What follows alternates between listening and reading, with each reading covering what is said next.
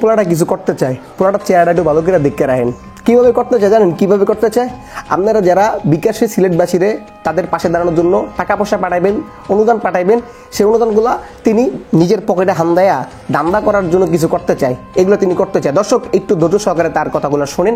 আজকে আমি আপনাদেরকে কিছু কথা বলবো, এই ধরনের কিছু বাটপারদেরকে আজকে আপনাদের সাথে আমি পরিচয় করে দিব, যারা এই সিলেটবাসীর এই মানে একটা দুর্গম অবস্থায় তাদের সাথে যারা কি করছে আর কি, তাদের সাথে এখন খেলা করছে, তাদের এই সময়ও তারা যাদের একেবারে মানে চরম, তাদের কত ক্ষতি করতে পারে, মানুষ কত খারাপ হইতে পারে, এই ছেলেটাকে দেখলে আপনারা বুঝবেন। দেখেন কোন জায়গায়? আমেরিকা। মোদিরে নাকি বলছিলি যে মোদিরা কিছু করতে পারবি? আমেরিকা ছিল। বল। আমি এই কথা বলছি, কিন্তু আমি কোনো দেশে থাকি না, আমি বাংলাদেশে থাকি। এই কথা বলার পরে ফোন দিছি, ফোন দেওয়ার পরে আমি বলছি ভাই আমি দেশের মানুষের জন্য কিছু করতে চাই। আচ্ছা, মোরসালিন ভাই আমার বলছে হ্যাঁ ভাই আপনি যদি করতে চান তাহলে আপনি আমাদের, আমি বলছি ভাই আমি যা করবো সব আপনাদের মাধ্যমে করবো। আচ্ছা, কয় কোটি টাকা দিবি কইছিলি? আমি বলছিলাম যে 1 লাখ মানুষের নিয়ে করে দিই। কয় কোটি টাকা লাগবো? 1 কোটি টাকা। 100 কোটি টাকা লাগবো না? 1 লাখ মানুষের প্রতি মানুষের 1000 টাকা করে খাবার লাগে, 1 লাখ কত হয়? 100 কোটি টাকা হয়। 100 কোটি টাকা এই ছেলে দিতে চাইছে, 100 কোটি টাকা।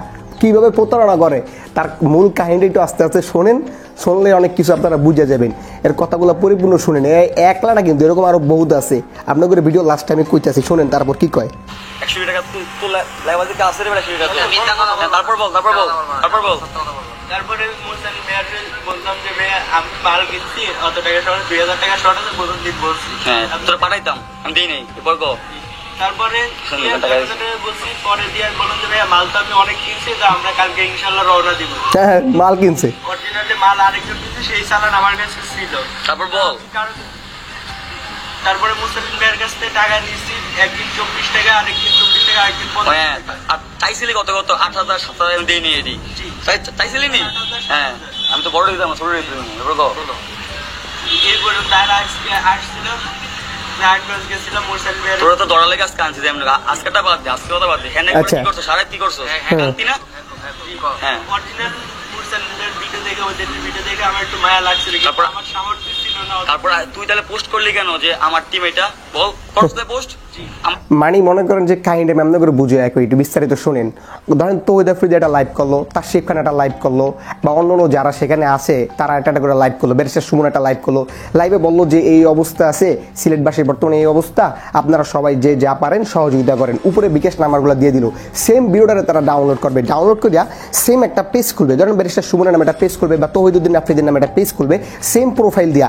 অনেকে সাধারণ মানুষ বুঝে না যে কোনটা তৌহিদ আফ্রিদির আসল পেজ ভেরিফাইড করা আছে কিনা, তার সেখানে কোনটা আসল পেজ ভেরিফাইড করা আছে কিনা। এরা তৌহিদ আফ্রিদির ছবি এবং নাম দেখে, তাদের ভিডিওগুলো দেখে উপরের নাম্বারগুলোতে টাকা পাঠিয়ে দেয়, আর সেই টাকাগুলো আত্মসাৎ করে এদের মতো কিছু বাটপার। চিন্তা করেন মানুষ কতটা খারাপ হলে মানুষ এরকম দুর্গম অবস্থায় মানুষের এরকম প্রতারণা করতে পারে। চিন্তা করে দেখছেন এবার ব্যাপারটা শুধুমাত্র এই না, কিন্তু মানে সেলিব্রিটি নাম দেওয়া, অনেক সেলিব্রিটি নাম দিয়ে কিন্তু অনেকে এরকম করছে। অনেকে প্রশ্ন করেন যে ভাই আপনাকে তো সেখানে দেখলাম না, ভাই আপনি কোথায় ছিলেন, আপনি এখানে বসে এত বড় বড় কথা কন, আপনি কেন যান নাই সিলেটবাসীর পাশে? আরে ভাই সব মানুষ যায় কাজ করতে হবে, বিষয়টা কিন্তু এরকম না।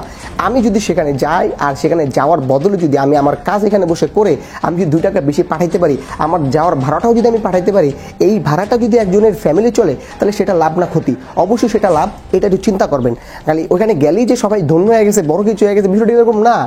যেমন আমি যদি আপনাদেরকে নাম বলবো না, যাক নাম বলবো না, সেখানে কিন্তু অলরেডি দেখছেন কিছুদিন আগে একজন পুরো মারা যায় অবস্থা, পুরো মরে যায় অবস্থা, তার জীবন নাই, তিনি কিভাবে মানুষের খেদমত করবো, তিনি পুরো পাগল হয়ে যেতেছে। যাই হোক দর্শক, প্রতারক যারা আছে তাদের কাছ থেকে আপনারা একটু সাবধান থাকবেন, একটু মানে কেয়ারফুল থাকবেন, একটু চোখ কান খোলা রাখবেন। কারণ যারা প্রতারক, যারা এই বাংলাদেশের নিকৃষ্ট মানুষগুলো, এরা মানুষের দুর্বল সময়টাকে কাজে লাগায়, মানুষের দুঃখ কষ্ট কিছু বোঝে না। দর্শক এই পর্যন্ত আজকে ছিল আপনাদেরকে সচেতন করার ভিডিওটি। তবে অলরেডি সিলেটের সুনামগঞ্জে আগের থেকে আরও বেশি পানি বাড়তেছে, টানা 2 দিন বৃষ্টির কারণে এখন আবার সুরমা নদীর পানি বাইরে গেছে, পুরা সিলেট আবার কিন্তু তলায় গেছে। দর্শক সবাই তাদের জন্য দোয়া করবেন, সবাই তাদের পাশে দাঁড়ানোর চেষ্টা করবেন। বিদায় নিচ্ছি, আসসালামু আলাইকুম রহমতুল্লাহ।